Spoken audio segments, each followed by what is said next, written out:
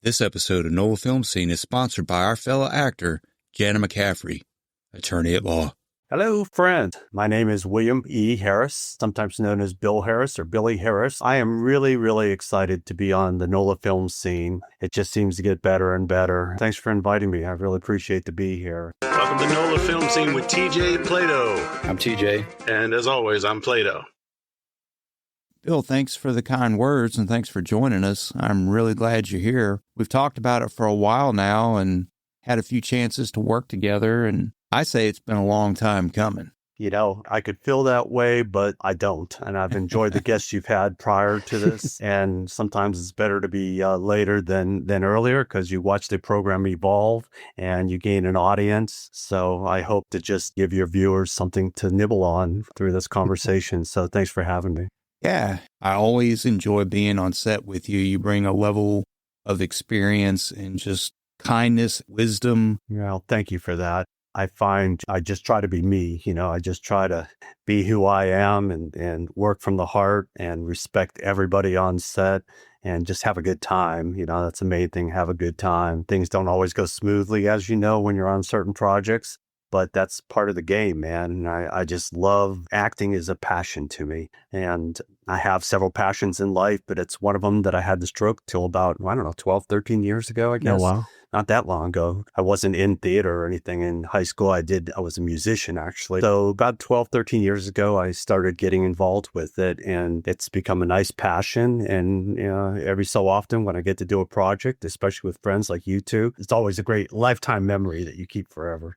I know Brian's going to ask you to dig into how you got started and what inspired you to start later in life. He and I both started acting later in life. Before we get there, I want to ask you to tell us one of the stories that you told me on set one time and your interaction, Sir Anthony Hopkins, on one of your film projects. You showed me a picture with him, and that was just amazing. First, what film was it, and how did that interaction come about?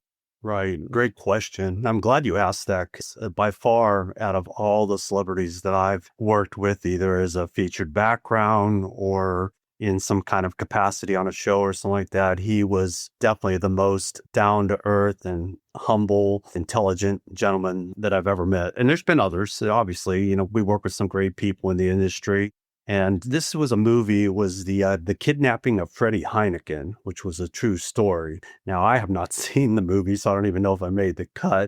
But I was a featured background. I did have a line or two, but it was mostly background. It was just one or two scenes. And I was called the businessman or something, so I didn't even have a name. But I was going to be a business associate that had come to visit him from Sweden, I believe. So it was just me, Sir Anthony, and this guy named Tom. We got together and we were just going to do this nice scene together where we're coming up to his residence and opening the door and talking to him. I knew that I might have a chance to work with him, but I wasn't sure. I just knew that I was told that I was maybe working with a celebrity or a star of the show, and they didn't tell me who, but I thought, okay, it's probably, if it is, I want to be prepared. So I remember looking at a magazine, maybe a People magazine, about an article that he was written up on. And I remember reading the article and saying, Sir Anthony Hopkins, known by his friends as Tony.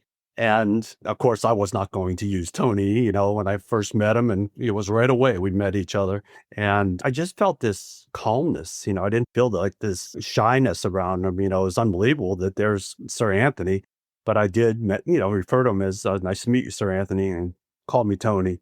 I mean, that just broke the ice right there. We were friends right away, I guess, based on that magazine article that I'd read. And we got to spend about 3 hours together on it and talked about all kinds of things. And I guess a funny story about that was I remember also preparing for it, that it might be him. And I went ahead and watched Silence of the Lambs once again, which ultimately was probably one of his breakout scenes, even though he's done so many movies. So we started talking about that, and he gave me little tidbits about his work on Silence of the Lambs while we were chatting, between takes. And he was just down to earth, just really cool dude. And I got to work with him one movie later, and I showed him a picture of us that he had asked. He said, "Do you want to take pictures?" Because I never bother these people, they're focused, and our job is not to bother them. If they come to you, different story. But he was so kind with his time, and he asked me if I wanted to take a picture. I said, yeah, okay. I'll charge you. No.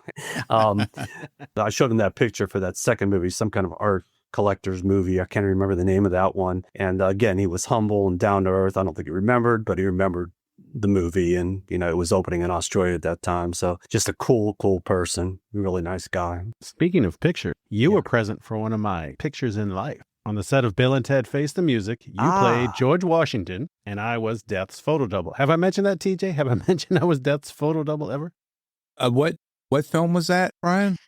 I wore this shirt because I knew that we were going to be talking together. Excellent. So I actually put this on for you. I remember that was the first time I saw Brian, and I thought it might be, Bill Sadler, because I saw them. I was in my little tent or whatever they had us in the studio there.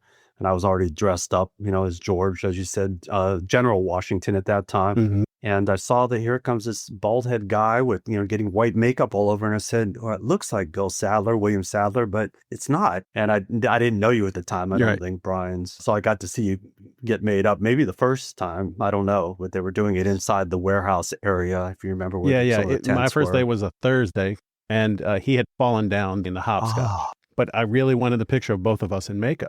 And this was on the second Friday. So I worked for like a week. Time out. Brian wanted a picture with somebody? Can you imagine that? And asked for it. No, actually, I was scared to ask for it because they drill that in your heads. Don't bug the stars. And so I was asking the makeup lady on my and Bill's last day. When I said, do you think I could ask? Now, we were at a place called the Ranch in Chalmette, Louisiana. Ranch Studios. And the parking lot was made to look like a freeway. It was amazing, with an overpass. And it was also later the French Quarter for the show Interview with a Vampire. Amazing things. Where I was getting made up was near Crafty. So it's in kind of the warehouse, very far from. And I'm talking to Bill. And I had my 5-inch platform boots on. So I was about eye level with you. The night before, no one had put me in makeup, and then they called me to set, and then they weren't able to use me. So now, cut to that Friday, I'm talking to, because on the set of Bill and Ted, you had to make sure which Bill you were talking to. Right, there was a few. Here comes Bill, William Sadler, in his makeup but no boots. And he goes, hey, Brian, you got a phone? And I was like, yeah. And my brain went, oh, he's going to want to call me to make me run the set. Why I thought that, I have no idea. They have people with, walkie-talkies for that. And I go, yes, sir. Hey, would you like to take a picture? And knowing we were so far from set, I'd let myself go and went, yes. Fantastic. He's a nice guy. He's super sweet. Really. Yeah, very, very nice. And he talks about that picture. We've talked to him on the podcast a few other times. And he's like, I took that great selfie. The caveat to that is the girl who was making me up. And I always say, just to let her be, I asked her, you think we can take a selfie that I can ask him? And she said, well, because it was August in New Orleans, 2019. He gets kind of cranky when he's hot, so you probably should. And the reason he came back and asked is because she went and asked him to come. One of my prized possessions. And that's really sweet. Yeah. That was just a fun movie. I don't remember who was doing your makeup. I know Bill Corso, who's an award-winning, I was his project. I remember going in the trailer the first time, and then Keanu was sitting to my left, and Alex was to my left, and Tommy Lee came in, but he ended up not doing the movie. I don't remember that story. He was going to do a cameo, but I just remember the director and the producers coming in to say hello to me and tell me how much they had loved the audition I had done for that, which was really kind of different kind of audition that you don't usually do. Usually we do it in our studio and everything, but I had been doing a vampire movie in North Carolina. And I got the audition, and I didn't have a studio set up or lights or anything. And we ended up working all night on this vampire movie. And a friend that one of the DPs that was there, I told him about what was going on. He goes, well, why don't we go ahead and film it in the morning after we get off? I said, well, okay. So we actually went out to some river, which had some fog going on and had a floating dock. And I was pretending like I was on the boat, crossing the Delaware River. Mm-hmm. And then I all of a sudden got transported in time and out of time. And I was all of a sudden, on the boat and somewhere else. And I planned on going to some gas station, just, and maybe pumping gas or something like that. Well, I got to this was a small town. We were doing this vampire movie, and the gas station was very full with people in the morning. I didn't want to bother anybody. And right next door was a store, and it was a Dollar General. I said, okay, well, let's just go over there. And I wasn't making the connection at the time. Things work out. And we used his car, and I got on top of the car, and all of a sudden, I'm on a car instead of a boat. And I'm looking back, and it didn't dawn on me, Dollar General. I was General Washington, who's on a dollar bill. That was just serendipity, I guess. Yeah. That's funny. Yeah. So, maybe that won it for me, but it certainly wasn't planned exactly that way. But it was just a fun shoot. And Brian, I think you can agree that Aaron Hayes and Jillian Bell, Beck Bennett, everybody was just so cool on it, just from the top down, from Dean Perriott to, everybody was just so cool. Nice atmosphere all the way around. Yeah. So I had a lot of fun. I had about 6 days, and it would take 45 minutes to an hour and a half to do my makeup for George Washington. I think Bill got better and better at it. But before the 5th or 6th day, I think I'd gone to the lake and I did what actors should not do. I didn't put enough sunscreen on, so my tone changed, my skin tone. Yeah. And Bill said, "Oh, you're making it harder for me." And I just, I'm sorry, man. So he had to put more whatever makeup to give continuity. And in those days with George Washington, of course, they had a bit of a lighter, very pale, pale like kind of makeup. So he had to work a little longer on that. But he was cool too. Yeah. Everybody was just cool in that show. Mine took 2 hours, which wasn't bad. They also did my ghoulish thing, and I had to take my wedding ring off. I got married in 2007. We filmed in 2019. And they go, "Okay, your hands, take your wedding ring off." What? Because this is nickel-plated tungsten steel. Because Get the butter out. And so I was like, I'm never taking this off. And I hadn't. And when I got home, since I was going to be there for a week and a half, I'm going to leave it at home. She goes, "I don't care." Yeah. The other thing, one day at lunch, I had the makeup on. Oh, I'm going to take 2 things, and then I'll stop myself. No, that's all right. Oh, lunch, and I wiped my Is this mouth. interview for me or for him? No, I'm just kidding. No, I love hearing your stories. Right. I'm just teasing you. I was in the full makeup. I'm eating lunch, trying to be careful, forgot, and wiped my mouth. It looks so crazy. Yeah. Oh, and the white makeup came. Oh, yeah. And they had whatever they had on my lip. How did you was that soap and water, or did you have to use like some kind of solvent to just get like that baby off? wipes. Yeah. Alcohol? Yeah. Okay. No, well, not serious. On the last day, because I had to leave and go clean a bar, I brought my own baby wipe. So while Bill was getting his makeup off, they didn't let me get in the next seat. I'm outside just doing it. And when he finished, he goes, "Oh my God, you're almost done." I was like, "Yeah." Because the first time they put it on me, I go to take off my 5-inch platform boots. Okay, I got to sign my paperwork. And the guy walks by, a PA goes, "Okay, once you get your makeup off, come sign your paperwork. You can go." I was like, "Oh yeah, I got to take the makeup off." I would have gone cleaning bars in full death makeup. Now, we're sitting in this cafeteria, which was also holding. They had kind of the stars in the beginning, and then crew, and then, well, even though I was a photo double, maybe that's a bit higher, all my friends were background. So like one time I got an Impossible Burger because that was in the cast and crew line. I sit down next to somebody, and they go, "Where'd you get that?" Because it didn't matter to me. Give me chicken and vegetables. I don't care about the food, you know what I mean? And I didn't want to make him feel bad. But as I'm talking, Holland Taylor walks up to me. You know what I mean? Mm-hmm. Bosom buddies. All these great shows and she starts talking to me. "Hey, how you doing?" I just got in. "Oh, cool. Very cool." And I turn back and she keeps talking. And I realize she thinks I'm Bill. So I stood up and I listened to her and I said, "I just want to stop you because I'm the photo double. I don't think you're going to say anything bad, but just in case there's something you wouldn't want to say to me, let me bring you over to where the stars are." That's funny. One of the interesting things I remember about that is that the outfit that I was wearing as George Washington came from the UK. And I'm thinking, well, why did it come from the UK? Don't we have enough George Washington outfits here? I mean, it was very nice, very warm, wool, leather. Then I learned that Kelsey Grammer had worn that outfit when he did a George Washington portrayal. So I went back afterward and watched some of that. And yeah, man, it was the exact outfit, but it was so hot. And if you remember, it was in August, right? August 2019. And I remember almost passing out with that outfit at the wedding scene, which I know you were in as well. And I had to do some stunt work that day on the wedding scene out in some golf course or country club or something on the West Bank. I always pick the names on the West Bank. Yeah. And man, they had 5-6 people with these fans on me between takes and just fanning me off. But I almost passed out on that time because I wasn't under the tent like you were. Yeah. I was out, in the field doing I was just a wedding guest. I was just background. Yes, but it was, like I say, August, and they wanted spring suits. And because at that time I had lost a lot of weight and I really don't use or wear suits, I had to go shopping and try to thrift, but I couldn't find anything spring. So I went and bought me some suits, returned some that I didn't use. But one of the jackets was tan with these translucent skulls. And I almost bought it. Can you imagine if this one guy at the wedding has got skulls in it and then he becomes deaf? It would have been great, but I chickened out. Well, who knows? Probably the right thing. You probably made the right decision. And I wasn't deaf yet. Yeah. Well, I remember my outfit fit real well, except for the shoes, the boots. Sorry, George Washington boots. And the reason I mentioned that is when we were doing the crossing the Delaware scene in the studio, the shoes were probably 2 sizes big for me. I actually ended up falling over in the boat into somebody's lap or something. Of course, they loved it and they were laughing. Yeah. They didn't use it as a blooper, but it's because of those damn shoes, man. So, but otherwise, it was just a fun time. So thanks for bringing it up, though. But I wore the shirt for you because I knew that I appreciate it. It was a fun movie. When I say it's one of the greatest moments of my life, my mother-in-law says, other than my marriage, yes. This is number 2. Kevin Smith, Jay and Silent Bob might have dropped down to 3. Sorry, Kevin. You can come on the show and we can discuss it. Beautiful. Since that, I can't even call that a tangent, but like TJ said, we like to talk about what was your inspiration.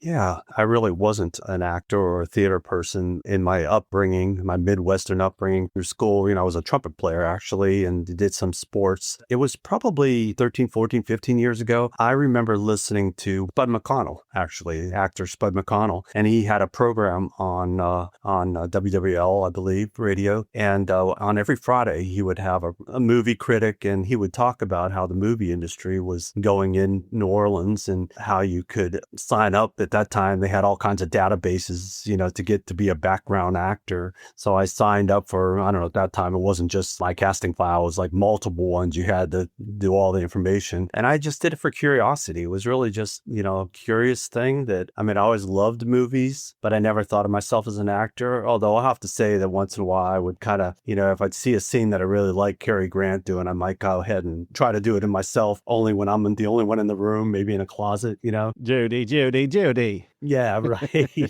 He was one of my inspirations, by the way. So it was just mainly from curiosity. And once I did it several times, and I was very fortunate. I was being chosen for a bunch of featured background roles where it's a smaller group. And I saw how movies were being made. And, I just saw the whole complexity of it. And then I was watching, really good actors. I don't know, so many great ones. I just thought, wonder what I can do. So that's when I decided to enroll in one of the acting teachers in town here, Jim Gleason's foundations class. And that kind of said, okay, it perked my curiosity even further. And I thought, well, let me see where I can go with this. And it just spiraled.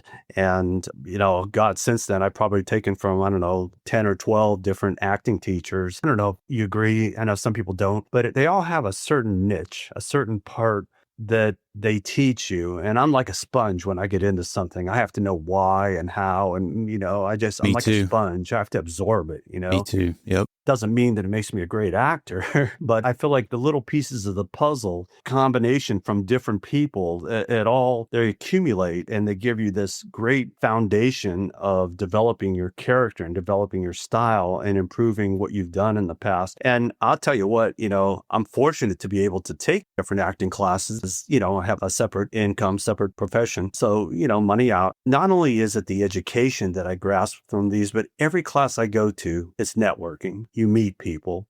And almost all the independent jobs have come from networking and meeting people or people talking about you or them seeing you on something. I'm not big at the marketing thing personally on social media. When I put something on social media, I'm trying to, me, but it's also my team and everybody and trying to help, filmmakers, get their word out and all that. I'm not very good about self-promoting, but when I'm in person with some of these people, whether it's teachers or fellow students, they get to know your personality and maybe that, you're easy to work with, or maybe that you have a certain look or you have a certain capability, and that is just so rewarding. So I tell people out there, man, anytime you can take classes or an intensive or do a student film or a 48-hour competition, which I know you guys are heavy into as well, it's never to be looked at as amateur. I think Nicole Kidman said, do everything. Do everything. Of course, when you're a younger actor or more inexperienced, I don't think Nicole would do a lot of 48 hours now, but who knows? But I think that everything you do, you take something from it and you learn about yourself. And for me, it's gratification. So all those rejections we get as actors auditioning, when it hits once in a while, it just puts it all into a positive spin again and say, I can do this. And then you go to, let's say, an intensive with Ryan Glorioso, and you get this, glowing report back and everything. And boy, it just feeds your your ego, but it also it strengthens your confidence. Right. And that's more important, is strengthening your confidence in this field, because it's easy to get shaken off that confident level by rejection or by bad experiences. It feeds your ego because and it's not even full rejection, just not being accepted, attacks your ego all the time. That's what I was just getting ready to say. James DeMont says it all the time. I've never been rejected. I just wasn't selected. And that kind of helped my state of mind a little bit. If I don't get picked for something, there's more to it than just how you did in the audition. I mean, that helps. I've even heard your hair color or your height didn't match up with your co-star. That's right. But even doing the audition gives you experience, and it gives you something to work on. There's no replacement for doing an audition, then seeing yourself on tape and realizing how much better you could have done and improving the next time around. And I'm giving credit to all my instructors, from the James DeMont to Lance Nichols to the Jim Gleason to the Dean West, Larry Moss. I got to do Zoom lessons with the great Larry Moss during COVID, Billy Slaughter, just one after another, man. Jeremy London, they all just gave a piece of that puzzle. And I'm not there yet, man. And I don't have these, like grand aspirations of being red carpet, or, I'm in my twilight years, if they want to call it that, my golden years. All I want to do, man, is have fun and improve. And again, self-gratification. Did I do a good job? Did I bring that vision to the filmmaker, to the producer? And I love diversity of characters, by the way. I don't know about you guys, but I love being a bad man or a good man, a lawyer or a demon, or, I love changing it. Although sometimes when I'm playing a more of a demonic type dark role, I'm still learning how to cope with my own emotions once I get into character. I did a murder mystery on television some time back where I had to kill my spouse, strangle her, throw her into Bayou St. John. And I've done a few of those. So I just remember shaking afterwards. So I'm still trying to learn how to cope with those dark scenes. Maybe I'm throwing too much of myself into it, but it really scares me when I see some of these celebrities that have taken their own lives after major roles as dark characters. Now, some of them had obviously predisposing character flaws maybe before they, became big, but it always concerns me about that too. But I love diversity, though. I love changing up and doing things a little differently and trying different characters. But also, because you touch that part of your core, because we all have some bad sides to our core, it did freak you out. So that's a good thing. Yeah, and maybe it's healthy, right? The coping comes after. The other thing I was going to say, I thought about it before getting into this industry, that you go see an acting teacher, you learn to act, you learn to cry, and you're done. And it's not that. And it's not the same road for everybody. The puzzle you're trying to put together is you. What you do will not work for me. Some of it might learn the same lessons from other teachers. I guess I say that so that maybe actors who are coming up, I don't want to say underneath us, but we have a bit of experience ourselves. Give yourself some grace. It's going to be okay. I know when I was a student, and I still am, but it was like, I was so nervous. And then I got a job. I booked Wheel of Heaven. I got some audition. So I went from feeling like a student to feeling like an actor. And I can say I'm an actor, even though that's not my career. Once I was able to relax a little bit, it's that next step, and everything's a step. My next step will be try to become SAG eligible. Relax, you're going to get there. It'll come when it comes. I feel like this is a calling rather than a job. And there's a lot of grace from me and from, I'm going to say God. Some of my people might say universe, but you're where you're meant to be. And I'll get off my soapbox. Yeah, I love that outlook. One thing you said, and I thought about too, is try not to compare yourself to other actors. Absolutely. Be yourself. Yep. Be who you are. You can always improve yourself. You almost can never be like somebody else exactly. And you shouldn't be. I think one of my treasures, one of my fortunes is that in all of us, really, the three of us, we started later, is we have life experiences. Yeah. I know TJ, military, and Brian, you've been around. I certainly have been in the medical profession. We have life experience to draw upon. And I know that sounds kind of trite, but it's so true. I don't know where youngest actors get that. Sometimes I feel like they may have a more difficult time to draw on a life experience to bring it into your character. It's so easy for me to look to find misery, sadness, happiness, joy, all those different genres, all those different characteristics that we are asked to do sometimes with different characters. And I truly believe in the imagery aspect of acting. I don't think you can bring that exact experience, but you can definitely bring that experience into, I try to bring that experience into my mind to get my mind there and get back to my listening to the other actors and then responding, but be in that mode. It helps me tremendously to be able to draw on life experiences of my past. That's something you can only get with age and and evolving, I guess. Understand what you mean there. Plus the student doing it in class, doing an audition versus being on set with everything there, the props, location, the people. I can't say it's a totally different thing, but it's so much easier. Did I go Italian there? It's so much easier. You live in it. My point that is just like, oh yeah, let's get on set. No, yeah, you're trying to make the point that when you're on set, it's easier to visualize and do the imaginative things. When you're doing an audition, you've got a camera and a reader and a blank wall, and you have to picture that whole world and build that whole scene out in your head. When you're on set, everything's there. It's easier to do. A good example, in the military training, sometimes they do scenarios. We did it a lot when I was in the medical field. We'd have mass casualty training events, and there would be role players simulating somebody that's injured or somebody that's being violent or whatever. And you do these role-playing scenarios, and it was always more difficult to interact when you know it's a scenario versus how you would do it in the real world. It becomes second nature when it's really happening. It was always harder. They call it, it was a training scenario versus the real thing. And I think it's kind of a similar concept to what the point you were trying to make. I definitely think that when I'm on set, I perform better than when I'm doing a video audition. Now, I've learned through all those great instructors how to do a video audition and what it takes to get noticed or apply their teachings to, like I said, get noticed, and the lighting and the camera and all that. But I'm just so much better on set. So if people are willing to take a chance on me from an audition, I know I can give it to them on set. But I wish that there was some other way to show people how good you are on set rather than doing video auditions, live auditions, where you have to do a whole different science. So I share that belief with you and that experience with. So you have to work harder on your auditions to make it, to use the formula that casting directors are going to qualify to decide whether or not you could be somebody that they would push to the director and producers to get where you need to be. But I don't think it's always a reflection of what you can do on set. I just don't feel that. Right. It's what it is, right? It is what it is. And auditions, you're saying a formula.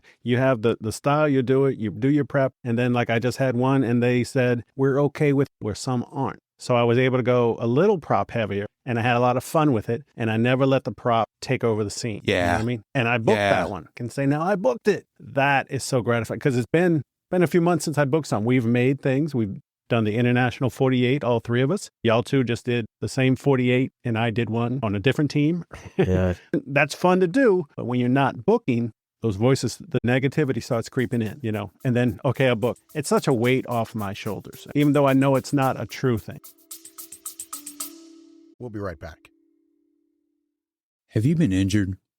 New Orleans-based actor Jana McCaffery has been practicing law in Louisiana since 1999, specializing in personal injury since 2008. She takes helping others very seriously. So if you've been injured, Jana's offering a free consultation and a reduced fee to fellow members of the Louisiana film industry. She will handle your case from start to finish. She can be reached at janamccaffery@gmail.com or 504-837-1234. Make sure you tell her NOLA Film Scene sent you. And I think you're exactly right. I think you have to identify that some of these feelings, these negative feelings you have, it's not forever if you're putting the work in. Now, if you just say, okay, I'm just not going to do it and you give up, all right, that's a different story. No one's going to call you, knock on doors. But if you just stay in the game and you do a workshop or you do a class or you do a 48 or you do a student film, it perks itself back up again. And that negativity that thinks, well, no one wants me anymore. I mean, that happens with A-list celebrities. I think that's why a lot of them go on drugs because they're washed up. But then you have certain people that have just made incredible comebacks, celebrities, A-list celebrities that have made incredible comebacks in their older age and have done quite well. So we have to flush that negativity away. Yeah, if you're absolutely not putting any work into it and you think they're going to come to you, It's not happening. It's not going to happen, man. You got to get out there. You've got to do the marketing to a certain point. You've got to do the promotion. You've got to get out there, knock on doors. You've got to talk to people. And one thing you said, Brian, which I think's so wise, is if you're starting to audition and you're auditioning with an agent to a casting director, find out from other actors, what does that casting director or what do they approve of? Some don't approve of any props, like you were saying. Some don't mind it. Some don't want certain props. But get to know through other actors that have done auditioning with these casting directors what their, idiosyncrasies are and these little quirks of the different acting directors, especially if they're in your region, so that people have worked with them before. Knowledge is power. Knowledge is power. So if I can think of one, she does not want any props, and if you bring one in, bam. I know you're talking about not only props, but like if you're a doctor, don't wear the doctor's coat. Which I was always thought that was right. a great thing, man. Yep. In fact, I don't do it for them, as sometimes I do it for me. Yeah. Mm-hmm. I've worn medical coats and been around lots of medical people. So if I have the stethoscope and it, don't go overboard, Right. if I have that, then I'm feeling like a doctor. Right. But if that casting director just doesn't like that, I don't know what to say. I guess you just have to go play by their rules. Then you just kind of dress to suggest the character and keep it mild so you don't break their rules, because they'll turn it off. They'll turn the audition off. If you do something, especially that they specifically say don't do, they're going to stop it. I agree. I always read the notes. Don't go in. I did make this one mistake once. Don't go in extending your hand to shake their hand. So yeah, I think that one thing I've learned, though, follow the directions of the casting director. If they want one take, and that's it, fine. If they want 2 takes, take advantage of it, man, because the one take should be doing it the way, doing it based on that character. And the second take should be a whole different aspect of it. I never really understood that. But again, those great acting teachers, Judd Lorman from SEAL Team, I took a workshop from him and he really nailed that for me and what he meant, because he'd say, okay, do it this way. Lance Nichols did too, and do it this way. And I don't know about you guys, but I love directorial adjustment. Yeah. I love being able to, on the fly, change and please the director on a film. But you got to do a very good first take to make them interested. But definitely, if you want to do a second take to show your capability of being diverse and changing your character. And sometimes I've had this happen on very few, but a few films, they took that second take. Oh, I like that character better. I think we're going to go with that and change the whole storyline or your character, at least your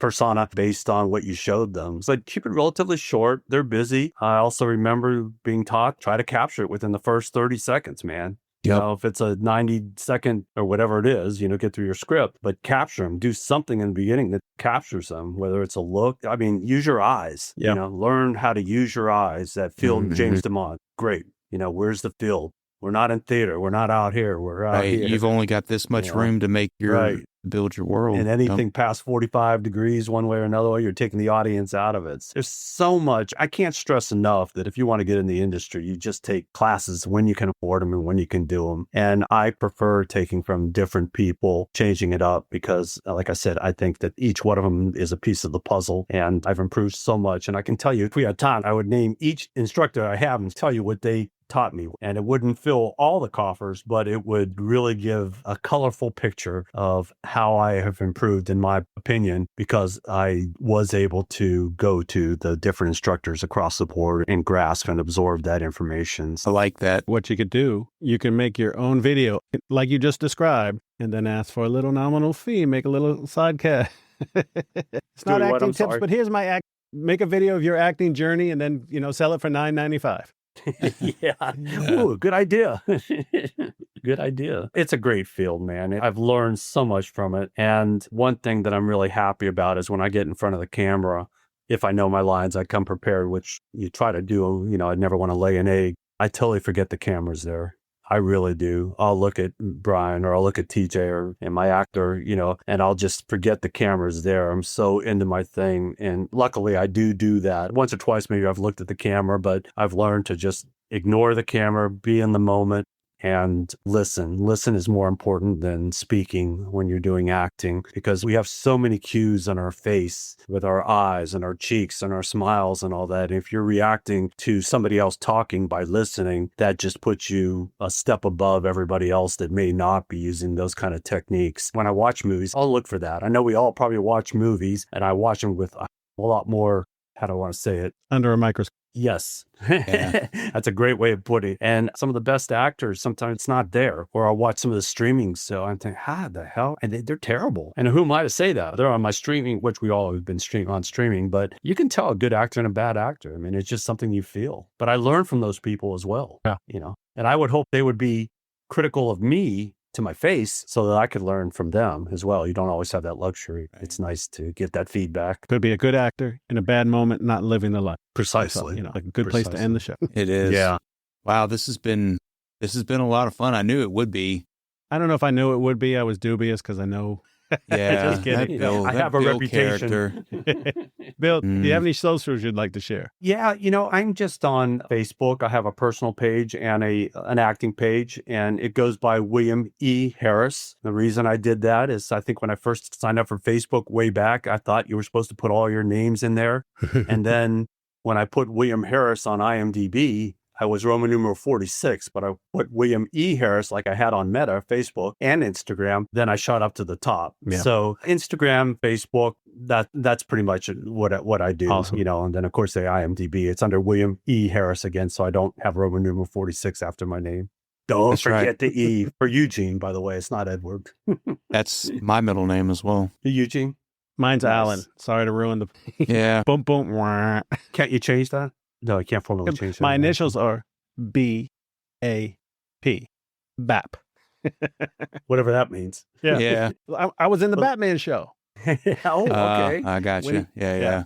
Well, guys, I want to thank you so much for having me. You've had so many wonderful guests in the past, and I really like going to listen and learn from your guests. And you guys are just great at making people feel comfortable, Oh, thank you. asking the right questions. Thank you. And hopefully with this interview, I didn't disappoint, and maybe Not it at all. helps a few of our colleagues and our fellow people out there. So thank you for having me. It was a pleasure. Yeah, of course. Pleasure for us too.